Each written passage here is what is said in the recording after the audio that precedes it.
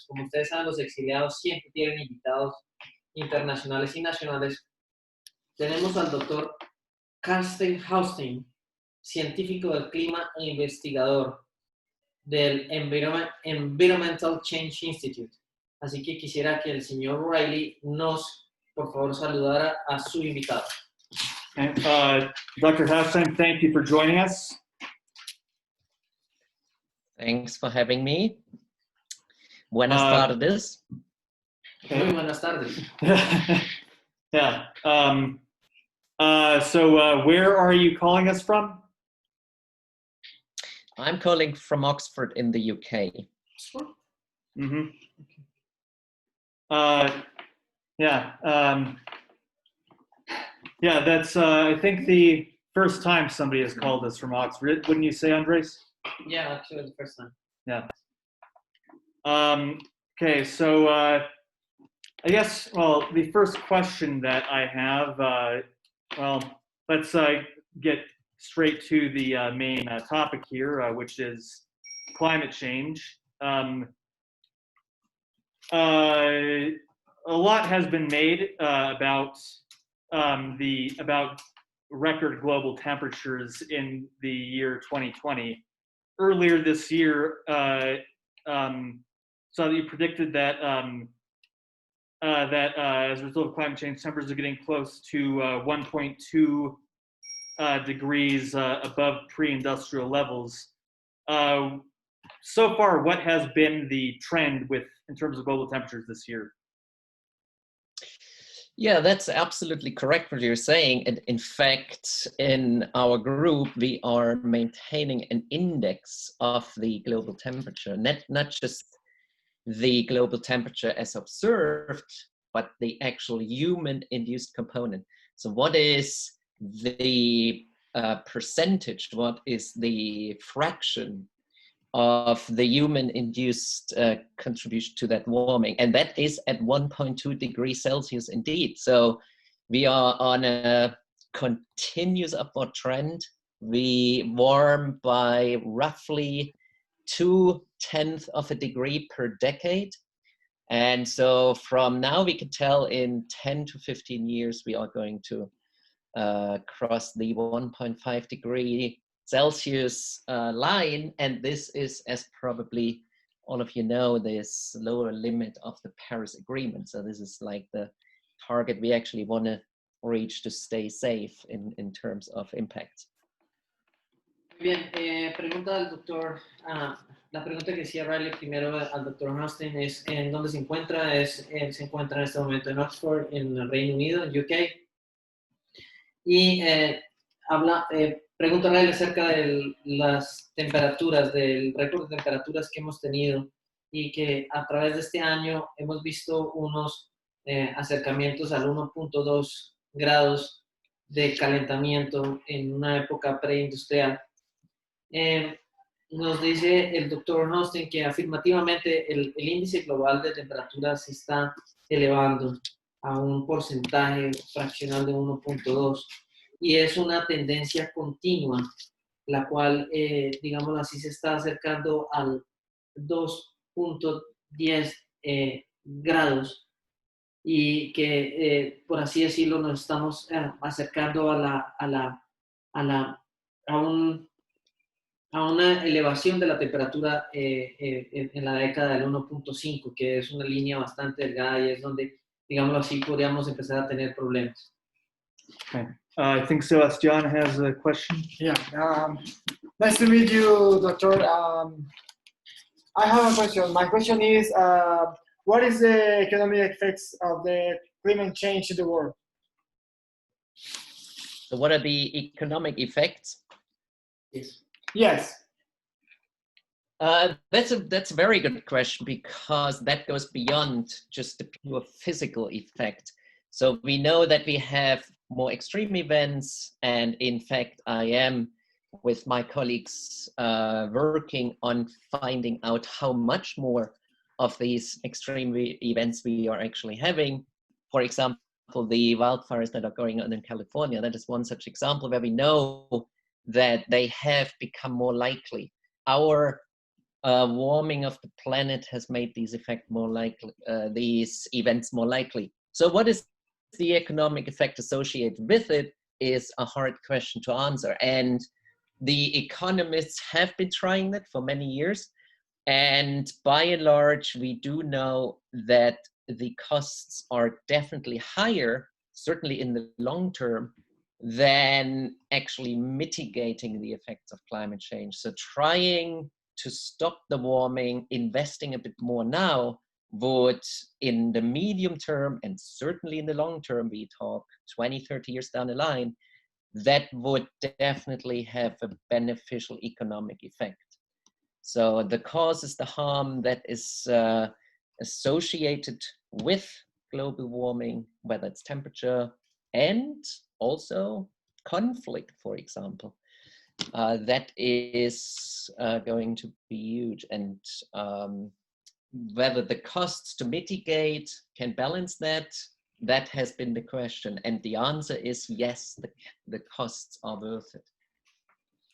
Muy bien, la pregunta que hacía Sebastián es acerca de cuáles son los efectos del calentamiento, los efectos económicos.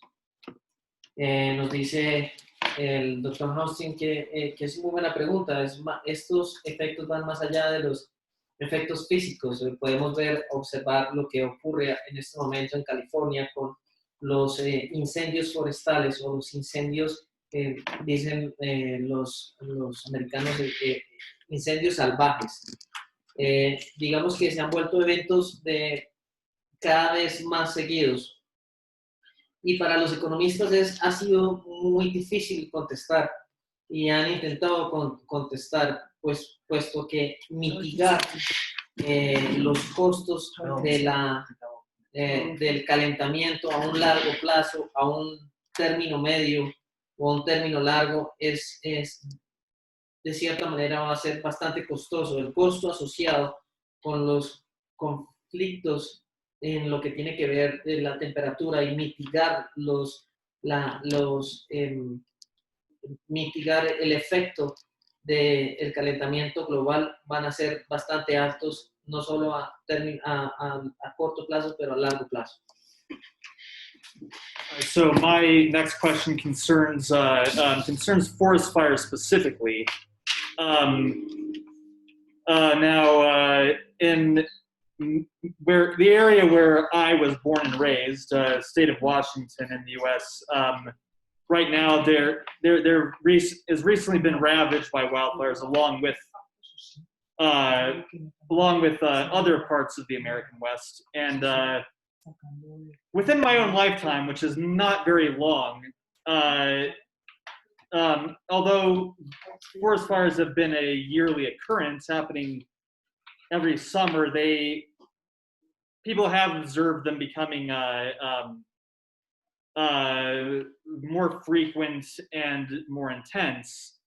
How it has what exactly have been the effects of climate change on wildfires? Yeah, that's a very good question. I alluded to that in the previous question, but yeah, let me say first that a colleague of mine, or colleagues of mine who we actually work with in Portland, Oregon, they have been affected, and other colleagues have been hanging out in San Francisco, and they were badly affected. And yeah, let me tell you, from a scientific perspective, like on the ground, it was absolutely harrowing. And we've all seen these pictures of San Francisco being in a doomsday scenario. That's one day, and then 2 days later, that smog would come down and really wreak havoc with people's health. So it was absolutely hazardous health conditions.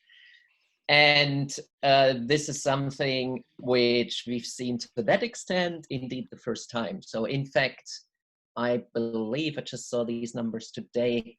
5 of the 6 largest wildfires in the US by area burned, 5 of the 6 largest have happened in the last 4 to 6 weeks, in August and September alone. So this is a massive departure from what we've seen anywhere near what our like lifetime is, and certainly as far as the historical records are concerned. So what are the reasons?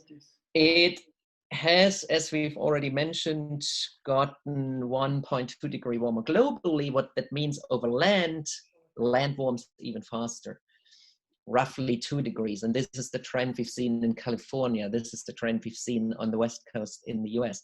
2 degree warmer. And what happens when the weather is such as it is over there, really bone dry in summer, like all the remaining moisture that's in the atmosphere is essentially evaporated. And that then makes those soils even drier. And with these dry soils, with the high temperatures, all you need is high winds. And you always have episodes of high winds, and then you set everything on fire. So there is an index which is called water vapor pressure deficit, and this tells you how much potential there's for wildfires, and that has been the highest ever this year. And we know that this vapor pressure deficit is driven by climate change. So yes, there's a clear link. Yes, these events will become more likely, and yes, this is a very dangerous trajectory, because what we've seen this year might be the normal in 10, 20 years. Muy bien, preguntaba Riley acerca de cómo él ha visto los fuegos forestales en el estado de Washington, quienes él ha vivido toda su vida en los estados, pues la mayor parte de su vida en el estado de Washington, y ha visto que anualmente los fuegos salvajes han venido siendo más frecuentes y más intensos. ¿Cuál es el efecto en el cambio climático? Nos dice el doctor Haustein que él, primero que todo, tiene muchos colegas quienes, por ejemplo, en Portland o en San Francisco, han visto cómo el cielo pues, prácticamente se ha nublado, cómo se ha llegado a unos históricos en los récords de temperatura, que ahora está sobre los 2 grados más caliente, lo que ha hecho que se evaporen cierta manera, los estanques de agua, o bueno, los reservorios de agua. Y entonces él nos aclara que cuando hay una temporada seca más vientos, esto es igual a fuego. Va a haber fuego donde hay una temporada seca, donde hay viento, y él nos habla de que hay una norma o por así decirlo, un porcentaje que es la vaporización por presión por deficiencia, es como una norma. Esto es como una fórmula, si se puede llamar así, que tienen, que es vapor, presión y déficit. Y este año la norma ha estado tocando cifras récord, pero de aquí, como lo dice el doctor Haustein, de aquí a unos 10 años, él piensa que su opinión es que va a ser la norma. Another one, Sebastian? Yeah. My next question is, how can we have industrial development without contribution to the effects of climate change? So what are how can we contribute to how we contribute to global warming? Is that the question? I think the question is, how can we develop economically, industrially, without contributing to the effects? All right, this way around. Yeah, sorry for didn't catch that. So what we've seen in many states, or countries for that matter, most importantly, I would say in China, is that if you introduce a strict policy that favors renewable energy that favors renewable resources, then you will transform your own economic system. So there will be old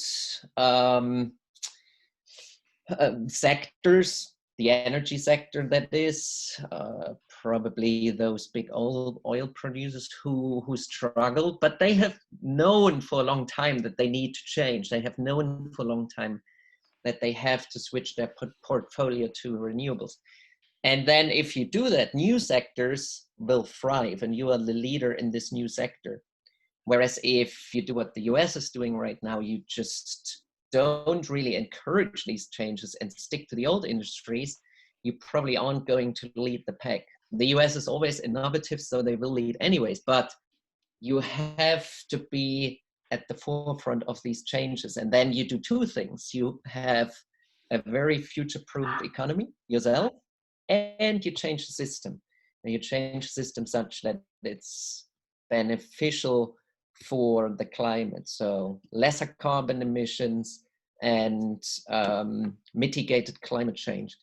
And on the plus side, usually when you have less pollution, which is associated with carbon emissions, you also have additional health effects, and that's what people often forget. So if you don't have local pollution from cars, fires, and so on, you have a massive health impact. And that all is what I think would be a good policy advice, or a good policy strategy, and my advice if I was to give advice. Muy bien. La pregunta es ¿cómo se afecta el desarrollo industrial o económico con el efecto climático? Nos dice que pues hay que ver países como China, donde por así decirlo, se están buscando los recursos renovables o transformar la economía hacia los recursos renovables.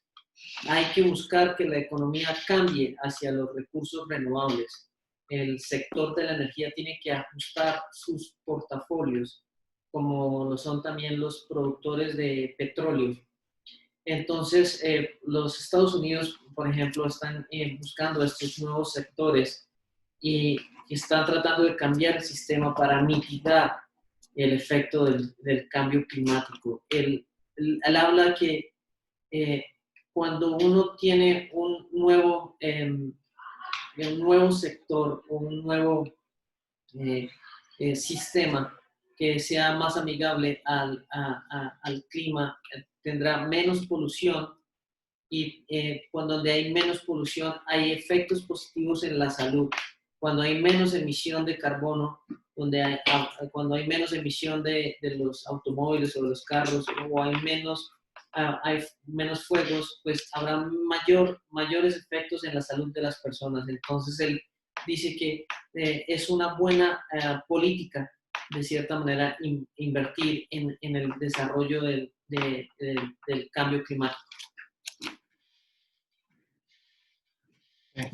You have another one? No? Yeah. Okay. So next I have to ask, you mentioned mitigating the effects of the crisis. How long do we have before it's too late to mitigate those effects? So generally there is no threshold which we pass and then the climate is just not there anymore, or things just become catastrophic.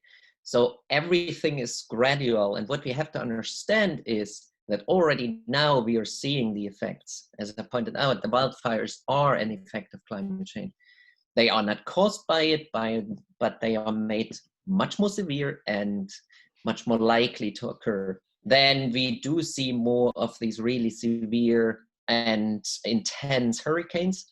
We don't see more hurricanes by sheer number. Like there is an interesting non-intuitive effect going on here, that those weak hurricanes, category 1 and 2, they are often suppressed because of other effects that come with warming. So there's shear, for example, in the atmosphere, which that doesn't really help them to develop. But the really strong category 4 and 5 ones, once they have developed, they can really become more frequent, and this is what we see. So what also happens is, and this is what Europe suffers from at the moment, is more drought. And at the same time, probably more heavy rain. It's not even a contradiction that these two effects happen at the same time. So all these climate effects compound the conflicts that are already occurring in certain regions, and conflict plus climate change problems can then lead to really bad outcomes. And with every 1/10 of a degree, with that we go beyond these Paris targets, 1.5 and 2 degrees, of course it's going to be very much more likely to get in real trouble. And what I'm concerned about is whether at some point we will have such a bad conflict situation that there's literally some, not just local or regional wars, but continental war. And this, I think, is what is widely underestimated when we talk about the effects of climate change. Muy bien, la pregunta que hacía Riley es, ¿cuánto tiempo tenemos para, antes de que ocurra algo en el cambio climático? Nos dice el doctor que es muy gradual los efectos que están viendo. Estamos viendo efectos como huracanes intensos. Ha cambiado, digamos así, el sistema de huracanes. Los de categoría 1 y categoría 2 ya no son tan frecuentes, pero hemos visto, por ejemplo, los de categoría 4 o 5 que empiezan a ser más frecuentes. Vemos como en Europa a veces está, digamos así, en un clima seco o cambia a una lluvia intensa, pero no es al mismo tiempo. Esto ocurre en ciertas regiones. Entonces, digámoslo así, que hay un conflicto entre lo que debería ser el deterioro del clima de acuerdo a las regiones y cómo ocurre, pero en general no es que haya un momento en el que desaparezca el clima o que haya un total colapso del clima, sino es algo gradual y algo, por así decirlo, fuera de control. I have one question for Dr. Haustein. My question is, now the Trump's administration, they are changing the policy about climate change. And for the Trump's administration, they like to believe in certain kind of scientifics, like they tend to not recognize the climate changing. Once I was in a plane and I was watching this, it was a documentary about some scientific claiming that the climate change doesn't exist. I don't recall the name. It was something like cooling down.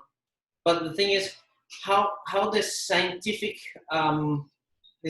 around the world can concur to one agreement about climate change, and how can exist people who doesn't believe like the climate is changing, and how can we believe who's right and who's not? Yeah, that's a very good question. And by the way, your translation skills are absolutely brilliant. I can understand the translation. It's absolutely brilliant. Well done.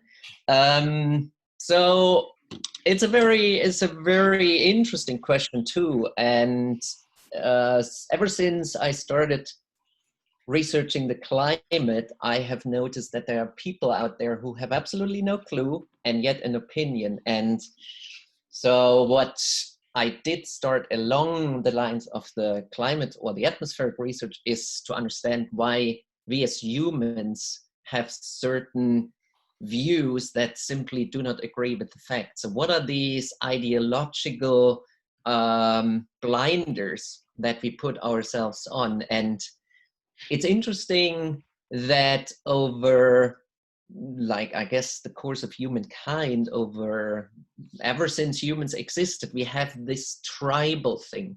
So people are tribal. And if they are part of a group and that group happens to believe something, they are just resistant to facts. And so this is exactly what we're seeing here, especially since this is a very inconvenient fact. And so that administration over in the US, just as Bolsonaro in Brazil, or arguably even some of the politicians here in the UK, they have decided it's inconvenient and we just ignore it.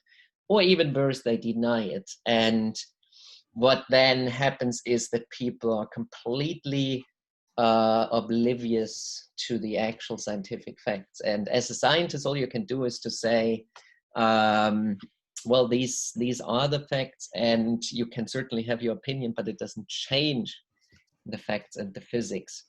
What we have learned as scientists to figure out who it's worth to have a conversation with. It's not worth convincing someone like Trump. He isn't going to be convinced. But what you have to do is to point out that despite what these people are saying, the state of the climate change is pretty dire, and you better listen to those people who are working on that for a very, very long time. And I could go on on that subject forever, but I think for the sake of briefness, that's what I would say for the moment. Muy bien. Se preguntaba al doctor acerca de cómo es posible que la administración Trump tiende a no reconocer ciertos estudios o ciertos científicos o no cree en el cambio climático y más favorece algunas otras observaciones o opiniones, las que más se le acercan a su manera de pensar. Él nos dice que de cierta manera la humanidad es tribal o le gusta siempre ser parte de un grupo y se identifica, y muchas veces esta identificación con otros lleva a algo que él dice una ceguera ideológica.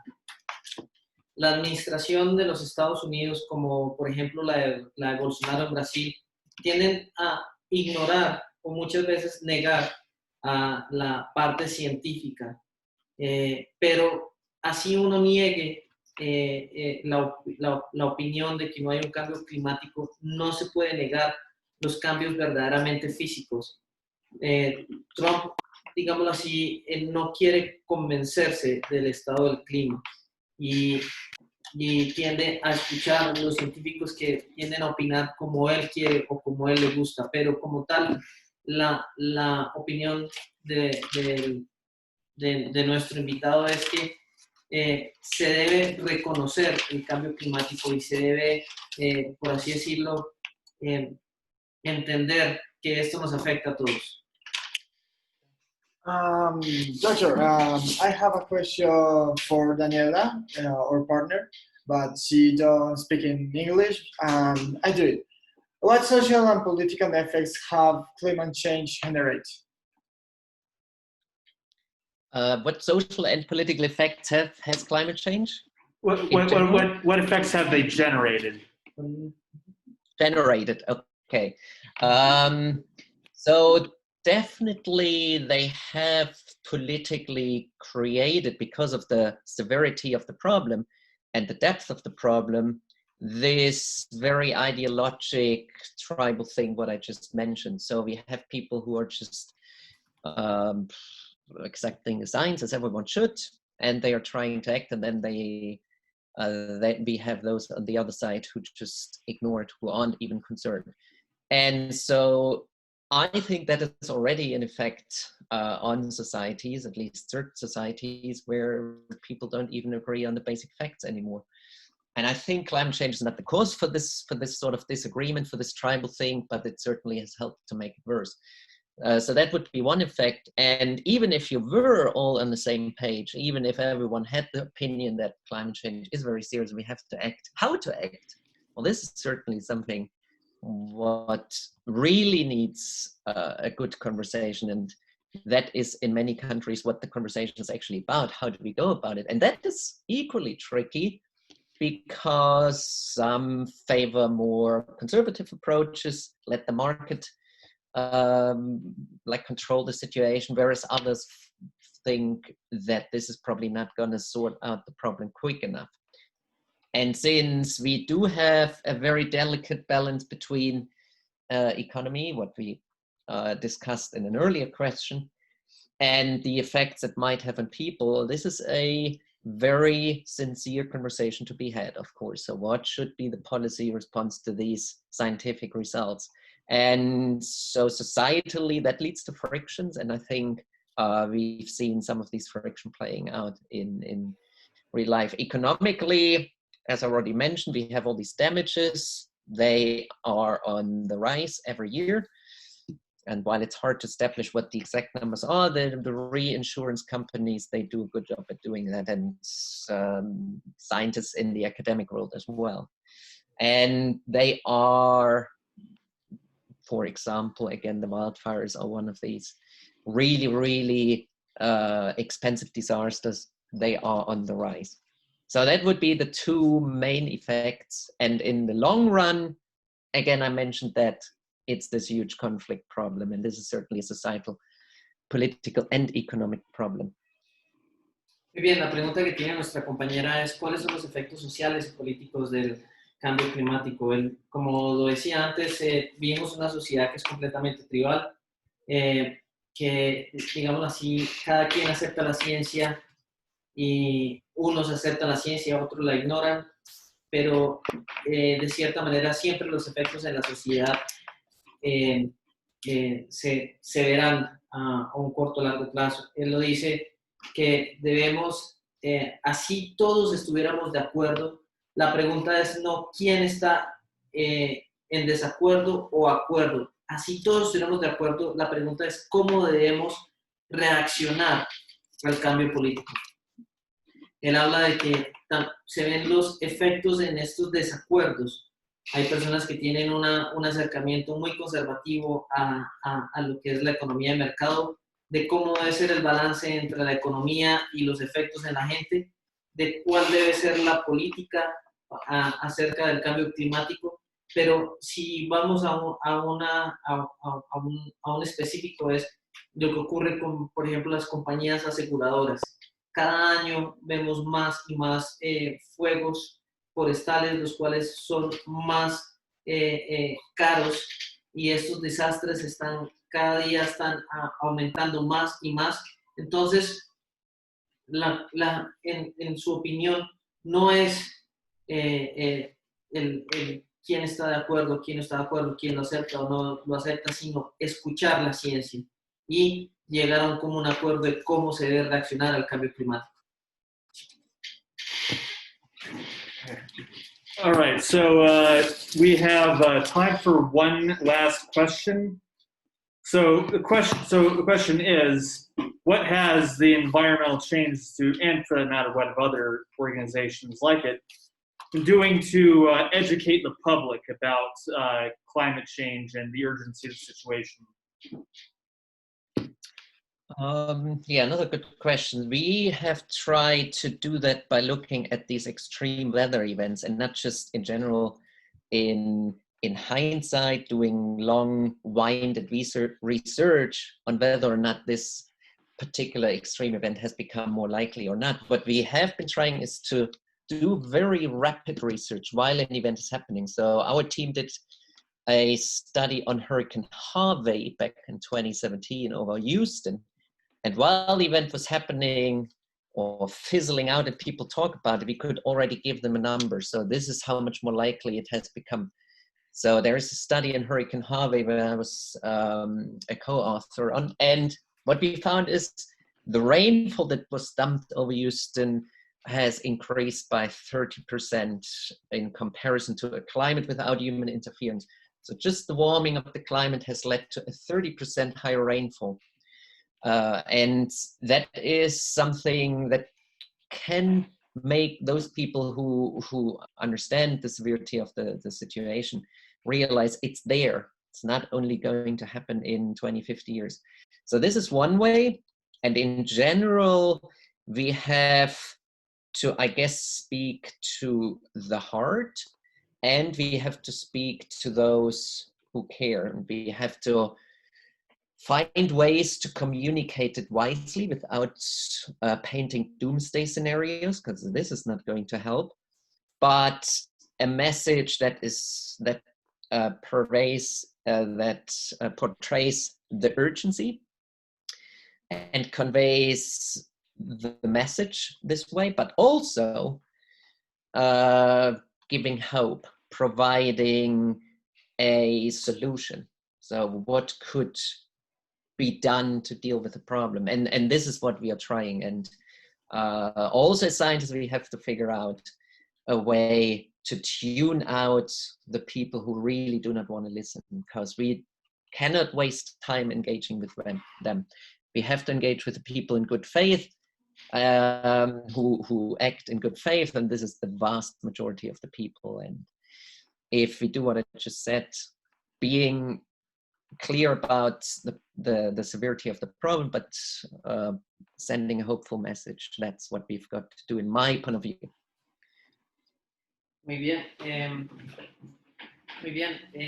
La pregunta de Riley es, ¿qué pueden hacer estas organizaciones para educar al público?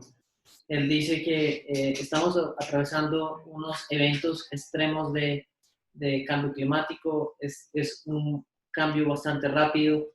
Vemos, por ejemplo, el huracán de 2017 en Houston, cómo los estudios acerca de los números han cambiado, cómo las precipitaciones de lluvia se han incrementado en un 30%, y las personas tienen que entender que el problema está ahí. Él también habla de la manera como se le debe hablar de corazón a las personas, cómo se debe de cierta manera dibujar el mensaje, que es un mensaje de urgencia. La comunidad científica tiene también que centrarse en proporcionar soluciones. Los científicos deben hablar a la gente que no escucha.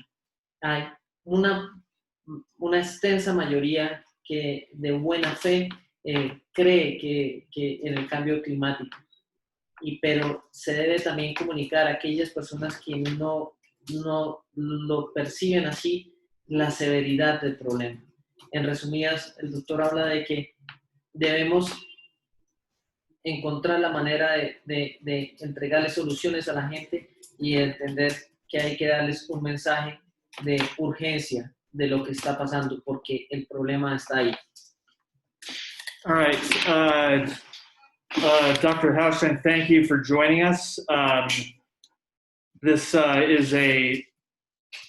is well, I can't express in words what an important topic this is to talk about. So yeah, thank you for joining us and educating us and our listeners in multiple countries about this.